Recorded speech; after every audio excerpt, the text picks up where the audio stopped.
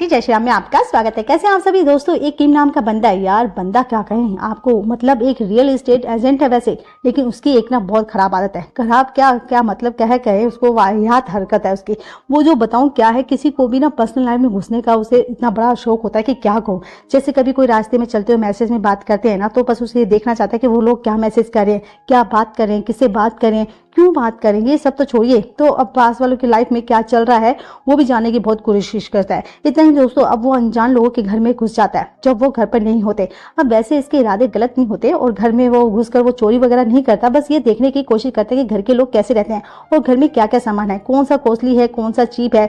दोस्तों यार ये आदत ना बहुत, मैं क्या कहूँ, मतलब बड़ी फनी आदत है। और इसी की आदत की वजह से ना किम को क्या परेशानी उठानी पड़ेगी आइए देखते हैं। तो किम जैसे ही घर में आता है तो उसे वहां पर एक लेटर मिलता है जिसकी वो फोटो भी खींच लेता है, क्योंकि किम जब भी किसी के घर में जाता है तो वहां पर अगर कोई चीज पसंद आ जाती है तो उसकी फोटो लिए बिना वो रहता नहीं है। अपने घर के बेसमेंट में उसी का रिप्ले बनाकर उसको फोटो के साथ लगा देता है। ये उसकी हॉबी बन चुकी थी। हाँ भाई, इसके बाद अब वो हमें बताता है कि पिछले 5 महीनों में से एक लड़की जिसका नाम सुरा है उसका पीछा कर रहा हूँ। मुझे गलत मत समझना, मेरा सुरा को लेकर कोई गलत इरादा नहीं है। मैं तो बस ये देखना चाहता हूँ कि क्या सुरा रियल लाइफ में भी वैसी ही है जैसी वो सोशल मीडिया पर नजर आती है। पहले सुरा एक मॉडल हुआ करती थी, लेकिन अचानक से उसको क्या हुआ, वो बिल्कुल मतलब ऐसी बन गई कि जैसे अब लोगों की मदद करने के अलावा कुछ दिखाई नहीं देता। वो सबसे ज्यादा लावारिस जानवरों के पालना का काम करती है। नो डाउट ये बहुत ही बढ़िया काम है, पर आप लोग तो जानते ही हैं कि मेरी आदत है लोगों के पर्सनल लाइफ में घुसने की। तो बस मेरे दिमाग में आ गया कि मैं सुरा के बारे में और जानने की कोशिश करूँ। मैंने बहुत कोशिश की थी कि सुरा के घर के अंदर जाने की, लेकिन तब मुझे मौका नहीं मिला। पर मेरा भी नाम किम है, मैं इतनी जल्दी हार नहीं मानूंगा, क्योंकि मेरी डिक्शनरी में ना का शब्द तो है ही नहीं। अब ऐसे ही एक दिन किम सुरा के दरवाजे पर बने लॉक के ऊपर एक स्टिकर लगा देता है, और ताकि जैसे ही सुरा पासवर्ड डालकर लॉक होने की कोशिश करेगी उसे घर का पासवर्ड मिल जाएगा। लेकिन बेचारी की फूटी किस्मत, स्टिकर पर उंगलियों के निशान बहुत ही हल्के पड़ते हैं, जिससे असली पासवर्ड का पता लगाना नामुमकिन था, बराबर था। ये देखकर किम थोड़ी देर के लिए उदास हो जाता है। ये यार ये प्लान तो फेल हो गया। सोचते कि अब कैसे उसके घर अंदर जाऊंगा। तो अगले दिन जब वो ऑफिस आता हो तो वहां पर सुरा आ जाती है, जिसे देखकर किम की खुशी का ठिकाना रहता ही नहीं है। सुरा यहाँ पर जिस घर में रह रही है उसे किराए पर देने के बारे में बात करने आई थी। वो कहती है कि जिस घर में मैं रह रही हूँ ना, वो असल में दूसरे आदमी का है। मैं भी वहीं पे किराए पर रहती हूँ, लेकिन जरूरी काम से ना मुझे दूसरी जगह पे जाना पड़ रहा है, इसलिए मकान मालिक ने मुझे जिम्मेदारी दी है कि मैं कोई और किराएदार ढूंढ लूं। तो किम कहते हैं कि ठीक है, कोई बात नहीं, आप मुझे घर की चाबी दे दो, कभी कोई अगर किराएदार आएगा ना तो मैं उसको वहां पर दिखा दूंगा, ठीक है। सुरा दोस्तों उसे अपना कार्ड दे देती है, जिसकी मदद से उस घर का अनलॉक हो जाएगा। बस किम अंदर ही अंदर बड़ा खुश हो जाता है कि मैंने इतनी मेहनत की सुरा के घर अंदर जाने की, लेकिन असफल रहा। पर आज देखो मेरी किस्मत इतनी अच्छी है कि खुद सुरा चलकर मेरे पास आ गई है और अपने घर की चाबी दे गई। लेकिन दोस्तों उसकी ये खुशी कब तक बरकरार रखेगी वो तो थोड़ी देर में हमें पता चल ही जाएगा। अब कार्ड का फायदा उठाते हुए किम सुरा के गैर मौजूदगी में उसके घर में घुस जाता है। वो वहां पर जाकर अच्छे से पूरे घर की जानकारी लेता है कि कौन सी चीज कहाँ पर है। और दोस्तों ये काम किम का डेली का हो गया था। वो डेली सुरा के घर जाने से के बाद घर के अंदर चला जाता था। वो पूरे घर की एक एक चीज को देखता था। लेकिन एक दिन की बात है, जब वो सुरा के घर पर आता है तो उसके पैर तले जमीन खिसक जाती है, क्योंकि सोफे पर सुरा की लाश पड़ी थी, जिसे बहुत ही घिनौने तरीके से मार दिया गया था। और ये देखकर तो किम के रोंगटे खड़े हो जाते हैं कि आखिर ये सब कैसे हो गया। अगर किसी ने यहाँ मुझे देख लिया तो सब ये सोचेंगे कि मैंने इसको मारा है, और इन्होंने ऐसे नहीं, मैं और कैसे मैं किराएदार के घर में ऐसे घुस गया था और वो भी रात के समय में, तो नहीं सबका पुलिस का शक मेरे पे ही जाएगा और मुझे कुछ तो करना होगा। फिर वो सोचेंगे कि सुरा की जान ली होगी, वो क्या कर रहा होता मेरे साथ। दोस्तों ऐसी हड़बड़ी में वो तुरंत ना किसी कपल को किराएदार के ढूंढने के लिए लेकर आता है, उन्हें घर दिखाने के बहाने सुरा के घर लेकर आता है, ताकि वो जब पुलिस को लाश मिले तो वो बता सके कि हम तीनों घर में एंटर ही हुए थे, हम तीनों ने लाश को एक साथ देखा था। दोस्तों इस प्लान के मुताबिक पुलिस वालों को उस पर शक नहीं होगा। लेकिन घर के अंदर एक और हैरान कर देने वाली चीज होती है, किम का इंतजार कर रही होती है। वो ये भी कि घर के अंदर उसे सुरा की लाश कहीं दिखाई नहीं देती। कमरा बिल्कुल परफेक्ट कंडीशन में होता है और ऐसा लग ही नहीं रहा था कि यहाँ पर किसी की जान गई होगी। किम तो दोस्तों इससे वो ज्यादा परेशान हो जाता है कि क्या मुसीबत आ गई है। क्या उस हत्यारे ने सुरा की लाश को ठिकाने लगा दिया, और क्या मैं जब घर के अंदर आया था तो वो हत्यारा क्या वहीं खड़ा था, क्योंकि मुझे तो ज्यादा समय हुए ही नहीं था घर के भागे हुए। पर दोस्तों उसके दिमाग में ना कई सारी चीज़ें आ रही थी और वो सोचता है कि कहीं उस हत्यार ने मुझे देख तो नहीं लिया और कहीं वो अगला मुझे ना फंसा देगा। और ये समझ नहीं आ रहा था कि वो आखिर करे तो करे क्या। इतना डर गया था कि इसके बारे में पुलिस तक को नहीं बता सकता था। सूरा मर चुकी है। इस तरह देखते देखते 4 दिन गुजर जाते हैं। पुलिस तक सूरा की कोई खबर नहीं मिली थी और न ही किसी ने लापता होने की कोई कंप्लेंट दर्ज की थी। तब जैसे ही वे किम सुबह सुबह अपने ऑफिस जाते हैं तो उसे डेस्क पर एक लाल एनवेलप रखा हुआ मिलता है, जिसे खोलने पर उसने लिखा था कि क्या वो तुम हो जिसने सूरा की जान ली है। बस दोस्तों उसकी हालत खराब हो जाती है एंड उस एनवेलप के अंदर कुछ फोटोज भी होती हैं उसी टाइम की जब चुपके से किम सूरा की तलाश ले रहा था घर की। और उस रात पर फोटोज में सूरा की लाश की फोटो, उसी लाश के पास बिखरे खून में एक बाल की फोटो होती है जो देखने में बिल्कुल किम के बाल जैसा दिख रहा होता है। दोस्तों उसी बस ये देखकर उसके पसीने छूट जाते हैं कि गया मैं काम से, हो गई मेरी जिंदगी खत्म। वो सोचते हैं कि जब मैं घर गया था तब तो मैंने चेक किया था, वहाँ कोई कैमरा नहीं लगा था, फिर ये फोटोज कैसे आई और ये इंसान कौन है जो मुझे फोटोज भेज रहा है और डराने की कोशिश कर रहा है। किम दोस्तों बहुत ज्यादा घबरा जाता है कि आगे उसके साथ ये सब हो क्या रहा है, कौन कर रहा है उसके साथ। तभी उसके फोन की घंटी बजती है। किम डरते हुए फोन उठाता है। जब वह दूसरी तरफ से सुनता है तो तुरंत भागकर उस जगह जाता है जहाँ उसने अपनी माँ की अस्थियां और उनसे जुड़ी चीजों को रखा था, क्योंकि उसने वहीं से किम को फोन किया गया था कि रात को किसी ने किम की माँ की अस्थियों को जिस डब्बे में रखा था उसके आगे लगे कांच को तोड़ दिया था और किम की माँ की फोटो भी फाड़ दी थी। ये देखकर किम और परेशान हो जाता है कि ये सारी चीजें मतलब कैसे, क्या, कौन कर रहा है। अगले सीन में जब किम अपनी गाड़ी में बैठकर माँ की फोटो स्टेप से चिपका रहा होता है तभी वो सामने से गाड़ी बिना ब्रेक लगाए उसकी गाड़ी की तरफ बढ़ने लगती है। इसलिए किम कैसे भी करके अपनी जान बचाने के लिए तुरंत गाड़ी से कूद जाता है, क्योंकि उसके सामने भी गाड़ियां भी चलने पर वह आगे नहीं जा सकता था। वह रुकने पर सामने आ रही गाड़ी से टक्कर मारकर उसको खेल खत्म कर देती है। बेचारे का किस्मत से यहाँ से किम की जान तो बच जाती है और बेचारा किम अपने साथ हो रहे इस हादसे से बहुत ज्यादा परेशान हो चुका था। वो पुलिस के पास भी नहीं जा सकता था, मगर ये फोटोज जो अनजान इंसान इसके पास भेजी थी वो पुलिस के हाथ लग गई थी तो किम खुद ही जेल चला जाएगा। दूसरी ओर दोस्तों रीता नाम की एक लड़की पुलिस आकर ये कंप्लेंट करती है कि सूरा पिछले कई दिनों से उससे कांटेक्ट नहीं कर पा रही है और वो कहती है कि मैंने उसे कई बार बात करने की कोशिश की थी लेकिन उसका कुछ पता नहीं चल रहा है। सूरा के दोस्त हूँ इसलिए मैं उसका लापता होने की रिपोर्ट लिखवाने आई हूँ। पुलिस वाले सूरा की रिपोर्ट को दर्ज कर लेते हैं और सूरा को ढूंढने के लिए सबसे पहले तलाश किम के ऑफिस में शुरू होती है, क्योंकि किराए पर देने के लिए उसने घर की चाबी यहीं पर जमा की होती है। यह सभी अंदाजा लगा देते हैं कि पुलिस को देखकर दोस्तों अब तो किम घबरा जाता है कि पुलिस यहाँ पर क्यों आई है, कहीं उस इंसान ने वो फोटोज पुलिस को तो नहीं भेज दिए। ये उसके दिमाग में चल रहा होता है। तो पुलिस वाले उसे सवाल करते कि एक बात बताओ, जिस दिन सूरा लापता हुई थी क्या उस दिन किसी किराएदार को आप घर पर दिखाने गए थे? किम कहते कि हाँ मैं शाम को गया था लेकिन वो घर पर नहीं थी। मैंने उसे कांटेक्ट करने की कोशिश की थी पर जब कोई जवाब नहीं मिला तो किम दोस्तों उन्हें वो कार्ड भी दे देता है जिससे सूरा का घर खोला जा सकता था।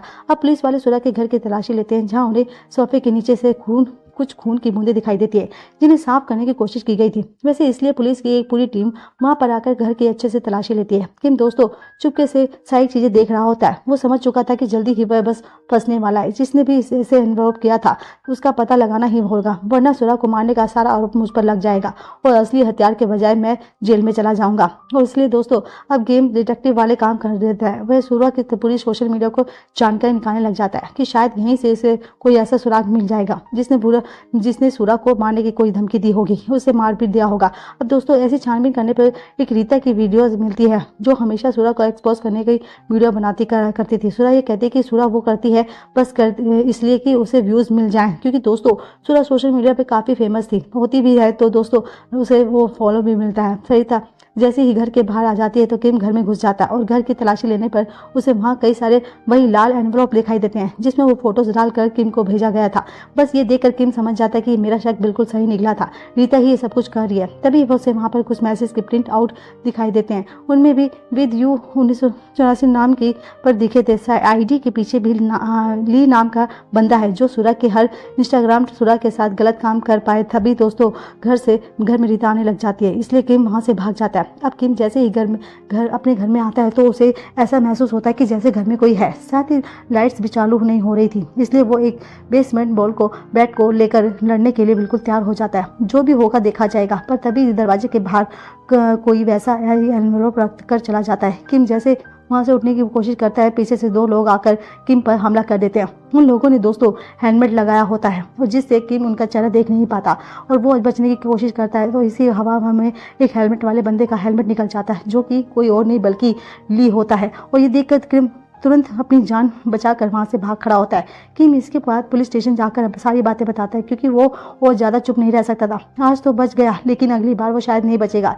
इसलिए वह सुरा के साथ साथ उन दोनों के बारे में भी पुलिस को बता देता है। जब जेनिफर नाम की लेडी ऑफिसर किम के साथ उसके घर में आती है, बहाने पर उसे ली की लाश मिलती है। ओ माय गॉड, किसी जिसे रस्सी की मदद से लटका कर मार दिया गया था। साथ ही साथ किम ने चीटियों को पूरा घर एक कचरे के डब्बे में अंदर रखा था, वो भी टूट गया था। उसके अंदर से निकली मिट्टी का पर भी वैसा ही एनवलप रखा हुआ था। दोस्तों, अब किम उसे जेनिफर से छुपाने की कोशिश करता है, लेकिन वो देख लेती है और जैसे ही वो खोलती है तो उसके अंदर किम की लीक के साथ एक फ़ोटो होती है। और इन दोनों की फ़ोटो को कैसे आ गई, किम भी पूरी तरह से दंग रह जाता है। वो कहता है मैं तो ली को जानता ही भी नहीं हूँ, ये फ़ोटो एडिट हुई है। साथ ही दोस्तों, उस एनवलप के अंदर वो सारी फ़ोटोज़ भी होती हैं जब किम चुपके से सुरा के घर में घुसा था, लेकिन उसमें ये फ़ोटोज़ नहीं होती जिसमें सुरा मरी थी। जेनिफर कहती कि एक बात बताओ, तुमने क्या हमें बेवकूफ़ समझा है क्या? ये सब कुछ तुम्हारा रचा हुआ प्लान है, समझे? तुमने सुरा को गायब किया और जब ली को इसके बारे में पता चला तो तुमने उसे भी मार दिया। अब वे विक्टिम कार्ड खोल कर हमारे पास आ गए हो। कुछ लोगों ने तुम पर हमला कर दिया। वाह बेचारा किम पूरी तरह से फंस चुका था। उसका दिल और दिमाग एक ही बात उस टाइम कह रहा था कि भाग ले, इसी में तेरी भलाई है, नहीं तो अंदर चल डाल देंगे हमेशा के लिए। वहीं दोस्तों, किम तुरंत जेनिफर को धक्का देकर वहां से भाग जाता है। अब किम अपनी बेगुनाही साबित करने के लिए सबसे पहले ली का घर ढूंढता है, जो भाग्य से उसे मिल भी जाता है। वो घर के अंदर आकर हर जगह की अच्छे से तलाशी लेता है और अब उसे तलाशी लेने पर उसे वहां पर एक नोट मिलता है, जो कि उसमें लिखा होता है कि जहाँ पर किम की माँ की अस्थियां रखी गई थी। ये देखकर किम समझ जाता है कि उस दिन जो अस्थियों के डब्बे के साथ जो छेड़खानी हुई थी वो ली ने की थी। जरूर उन अस्थियों के डब्बे के अंदर भी रीता और ली ने कुछ मिलाकर कुछ डाला होगा, क्योंकि दोस्तों अभी किम समझ रहा था कि रीता और ली ने ही सुरा को मारा है। और क्योंकि किम ने ली को देख लिया था तो रीता ने भी उसकी जान ले ली होगी ताकि रीता खुद ना फंसे। ये सारी चीज़ें ये सोच रहा होता है। दोस्तों, अभी तक किम अपनी माँ की अस्थियों का डब्बा वहाँ से लेकर आ जाता है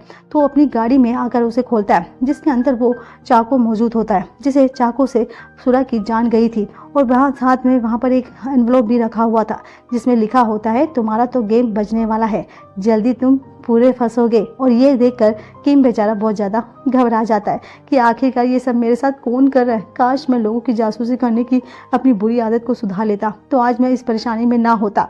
दोस्तों, वो उस चाकू की भी नदी में फेंक देता है, क्योंकि उसे पता था हर एक सबूत उसके खिलाफ ही है।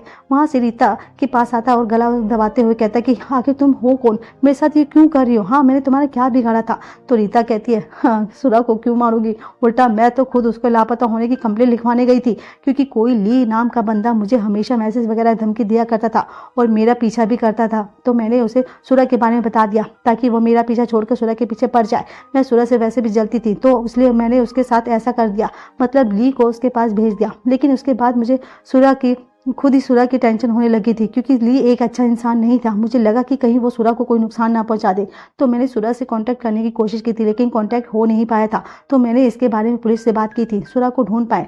और इसलिए दोस्तों किम हैरान हो जाता कि वह तो तुम्हारे पास ये लाल एनवलप कहाँ से आया? रीता कहती कि ये तो सुरा ही मुझे भेजता करता था, और जब भी उसके पास कोई वीडियोस बनाती थी एक्सपोज वाली, उसे बनाने के लिए सुरा ही मुझे पैसे भेजती थी इस एनवलप में। क्योंकि होता ये था कि वीडियो में उसके फॉलोअर्स बढ़ जा रहे थे और वो फेमस होती जा रही थी। लेकिन दोस्तों, ये सारी बातें सुनकर हैरान हो जाता है कि इसका मतलब ये तो नहीं कि सारा भी अभी तक मरी ना हो और वो वही है जो मुझे अपनी हत्या के आरोप में फंसाने की कोशिश करी है। एंड दोस्तों, अब उसे याद आता है कि जब ली के साथ दूसरे बंदे ने उस पर हमला किया था तो उसका शरीर किसी लड़की जैसा लग रहा था और उसने परफ्यूम भी सेम वैसा ही लगाया था जैसा किम को सुरा के घर पर मिला था। किम सारी बात समझ जाता है कि वह हो या ये सारा का पूरा प्लान है, वो सुरा का रचा हुआ ही प्लान है मुझे फंसाने के लिए। लेकिन आखिरकार उसने ऐसा क्यों किया, इसका मुझे जल्द ही पता लगाना होगा। दोस्तों, हमें सुरा की लाइफ के बारे में बताया जाता है। सुरा जब अपने परिवार के साथ रहती थी तभी उसे नशा चढ़ चुका था बहुत सारे पैसों का, इसलिए तो उसने एक बार अपने छोटे भाई को बेचने की कोशिश की थी। घर वालों को जब उसकी हरकत के बारे में पता चला तो उन्होंने सुरा को घर से निकाल दिया था। उसके बाद सुरा शहर आ गई थी और वहाँ से आने के बाद वो ज़्यादा पैसा कमाने के लिए प्रोस्टिट्यूट का काम करने लगी थी। लेकिन ये काम ज़्यादा दिनों तक वो हैंडल नहीं कर पाई थी, एंड उसको एक आइडिया आया कि लोगों की नज़र में अच्छा बनेगा उसे जानवरों का पालन शुरू करना होगा जो कि लावारिस होते हैं। लेकिन असल में जो तो सूरा उन लावारिस अच्छे किटन या पपीज़ के हाथ पैर तोड़ देती थी और सोशल मीडिया पर लोगों से पैसा मांगा करती थी। मुझे इस जानवर से सड़क पर तड़पते हुए मिला जिनका मैं ख्याल रखूंगी। इस चीज़ को देखकर लोगों ने सूरा को डोनेशन देना स्टार्ट कर दिया था, जिससे लाखों रुपए मिला मेहनत के सूरा को अकाउंट में आने लग गए थे। और देखकर वो ऐसा ही काम करते हुए एक दिन उसको पता चला कि किम उस पर नजर रखे हुए है। उसे लगा कि कहीं किम मेरी सच्चाई दुनिया के सामने ना लेकर आ जाए, इसलिए दोस्तों उसने किम को फंसाने का मास्टर प्लान बनाया। उसे पता चल गया था कि किम लोगों के घरों में छुपके से घुसने की कोशिश करता है, इसलिए जानबूझकर उसने अपने घर में आने की परमिशन किम को दी थी ताकि जैसे ही वो अंदर आएगा वो उसे फंसा देगी। उसने ली के साथ मिलकर दोस्तों ये सारा प्लान बनाया था, क्योंकि ली सूरा को पसंद करता था। वो हर काम में उसका साथ देने के लिए राजी था। सूरा ने ही ली थी फोटो उसकी किम के साथ एडिट की थी और इस प्लान में भी ली को मानना था तो ही था ही। जब किम ने उसका चेहरा देख लिया था तो वो ज़्यादा डर गया था। खुद को फंसता हुआ देखकर उसने सूरा से कहा, मैं ये काम और नहीं कर सकता, मैं पुलिस को जाकर कह कुछ सब कुछ बता दूंगा। इसलिए मजबूरन सूरा ने दोस्तों उसको मार दिया था। जब सूरा का आखिरी प्लान है वो कि वो खुद पुलिस के सामने आएगी हुए कहते हुए कि किम ने उसका अपहरण किया था और बड़ी मुश्किल से वो अपनी जान बचाकर भागी है। इसलिए दोस्तों उसने जेनिफर को मिले एनवलप में फोटो नहीं देख रखी थी जिसने उसकी लाश देख रही थी। याद है दोस्तों आपको, जब जेनिफर ने एनवलप खोला था तो उसमें सूरा की लाश की फोटो नहीं थी, क्योंकि अगर होती तो सभी को लगता कि सूरा मर चुकी है। देखा दोस्तों बड़ा ही जबरदस्त प्लान बनाया गया था। सूरा ने अगले सीन में किम जैसे ही अपने बेसमेंट में आता है तो वहाँ सूरा पहले से मौजूद होती है। उसको देखकर किम एकदम हक्का बक्का हो जाता है। वो सीधे उस पर हमला करना शुरू कर देता है। साथ ही सूरा ने खुद को चेन से बांध कर रखा हुआ था ताकि पुलिस वाले यहाँ पर आए तो उन्हें लगे कि किम ने उसे बंदी बनाकर रखा हुआ था। और उस बेचारे की किम की किस्मत तो खराब थी। उसे ढूंढते हुए पुलिस वहाँ पर पहुंच जाती है, जो किम पर गन पॉइंट करके उसे सरेंडर करने को कहते हैं। किम तो अब और भी ज्यादा बुरी तरह से फंस चुका था, इसलिए वह पहले की तरह दोबारा खुद को बचाकर वहां से भागने में सफल हो जाता है। अब दोस्तों हॉस्पिटल में सूरा एक और चाल चल रही होती है। वहीं पर सोशल मीडिया फॉलोअर्स को मगरमच्छ के आंसू पर दिखाते हुए कहती है कि मैं कितनी दुखी हूँ, जिस पर वो लोग और ज्यादा सूरा की मदद करने के लिए पैसे भेजना शुरू कर देते हैं। लेकिन उधर किम बेचारी की पूरी जिंदगी बर्बाद हो चुकी थी। वो कहता है ना, नहीं नहीं मैं ऐसा नहीं होने दूंगा, जो काम मैंने किया ही नहीं है उसका आरोप मैं खुद नहीं लेके रहूंगा। और इसलिए दोस्तों वो ठंडे दिमाग से एक प्लान बनाता है और जेनिफर को लेटर भेज कर कहता है, मैं आपको कुछ बताना चाहता हूँ, एक बार मेरी बात सुन लीजिए प्लीज, उसके बाद आपको जो फैसला होगा वह मुझे मंजूर होगा। जेनिफर मान जाती है और किम की बताई हुई जगह पर उसे मिलने आती है। पर दोस्तों अभी हमें ये नहीं बताया जाता कि किम ने जेनिफर से क्या कहा था। अगले सीन की बात है कि सारा को उसके कमरे में वैसा ही एनवलप मिलता है जिसे किम ने उसको भेजा था। उसमें वो जो सूरा को एक जगह पर बुला रहा होता है, कहते हैं कि मेरे पास तुम्हारे खिलाफ एक खास चीज है जिसको देखकर तुम्हारी दुनिया ही हिल जाएगी। पूरा दोस्तों उसकी बताई हुई जगह पर जाती है। वहाँ आने के बाद मुझसे कहता है कि तुम्हारा करीब 5 महीने से पीछा कर रहा था। दौरान इस चीज़ को नोटिस की थी कि तुम हर वक्त हफ्ते पहाड़ी वाले इलाके में पिपईस को किटेस को लेकर जाती हो और वहाँ पर आते वक्त उसके साथ मौजूद रहती हो नहीं होती, क्योंकि तुम उनको मार कर वहीं पर दफना देती हो। सूरा कहती है बस यही बताना चाहते थे, और हाँ मैंने उनको मारा है, कौन इतनी मुसीबत पालेगा, वैसे भी और कुछ बताना बाकी है। पर दोस्तों सभी सूरा की नज़र वहाँ लगे कैमरे पर पड़ जाती है। जब वो रिकॉर्ड हो रहा था, बेचारे किम की फूटी किस्मत ने सूरा वो कैमरा देख लिया था, तो अब इस सूरा की बातें वो रिकॉर्ड नहीं हो सकी। तो सूरा उस कैमरे को भी वहीं से धोते हुए कहती है कि अफसोस तुम्हारा प्लान फेल हो गया। और ब्रो की मसीह से कहता है कि लेकिन सुनो, अभी तो और भी कुछ बातें बाकी हैं जो मैं तुम्हें बताना चाहता हूँ। तुमने तो सिर्फ ली को मारा है, बल्कि उसके साथ साथ एक और लड़की की जान ली है। जिसे भी तुमने वहीं पर पहाड़ी वाले इलाके में दफनाया होगा ना, वो मैंने तुम्हारा उस लड़की का झगड़ा होते हुए देखा था, जिसके अगले ही दिन खबर आ गई थी कि वो लड़की लापता है। जब मैं तुम्हारी सच्चाई नहीं जानता था, अब मुझे तो इस समय पे इतना यकीन हुआ है कि लेकिन अब यकीन हो चुका है। सूरा कहती है कि हाँ तुम अब तो मरने ही वाले हो, ठीक है, तो मैं तुम्हें बता ही देती हूँ। हाँ लिए और उस लड़की को दोनों को मैंने ही मारा है। वह लड़की मेरी सच्चाई जानने के बाद मुझसे बहुत सारे पैसे मांग रही थी और कह रही थी कि पैसे दोगी नहीं तो सबको बता दूंगी। और भाई मैंने तो उसका खेल ही खत्म कर दिया और तुम्हारी बारी अब, वैसे भी मरने के लिए तुम तैयार हो जाओ। दूसरी ओर किम ने जेनिफर को दोस्तों वहीं पर सारी बातें बताई थी जो किम अभी सूरा के वो बता रहा था। साथ ही साथ अब जब वो ली की ऑटोप्सी रिपोर्ट आती है तो रिपोर्ट के हिसाब से ली के हाथों पर सूरा का डीएनए मिला था, यानी कि उन दोनों की आखिरी बार किस लिए किया था। और इसका मतलब साफ साफ था कि दोनों मिले हुए थे, यानी कि सूरा ने खुद अपने का नाटक किया था। उसी के साथ पहाड़ी वाले इलाके में कई सारे पपीज और किटीज की लाशें मिलती हैं। उन्हीं लाशों में से लड़की की भी लाश मिली थी जिसे सूरा ने मार दिया था। और इससे अब ये साबित हो जाता है कि इन सभी की सूरा ने ही जान ली थी। उधर सूरा जैसे किम को मारने वाली होती है तभी वहाँ पर जेनिफर और बाकी पुलिस वाले वहाँ पहुंच जाते हैं। तभी वो सूरा को पकड़ लेती है और उस पर सिर्फ 2 हत्याओं का नहीं बल्कि अटेम्प्ट टू मर्डर का चार्ज भी लग जाएगा। मतलब अब सूरा अपनी सारी जिंदगी जेल में बिताएगी। साथ ही जेनिफर किम को को भी 1 साल के लिए जेल भेज देती है, क्योंकि वो दूसरों के घरों में घुसने का काम करता था। बाकी दोस्तों सारे आरोप उस पर हटा दिए जाते हैं। अब मूवी के आखिरी में सीन में हमें 1 साल के बाद का सीन दिखाते हैं, जहाँ पर हम किम को रिहा कर दिया गया था, जो वो जेनिफर को थैंक यू बोलने आता है, क्योंकि अगर उसने किम की बातें नहीं सुनी होती तो आज किम जेल में होता। जिसके बाद दोस्तों किम अपनी सारी आदतों को छोड़कर एक नॉर्मल तरह से जिंदगी जीना शुरू करता है। बस इसी मिक्स के साथ, फीलिंग के साथ मूवी यहीं पर खत्म हो जाती है। तो लोगों, आपको ये कैसी मूवी लगी तो आप प्लीज़ कमेंट करके जरूर बताइएगा।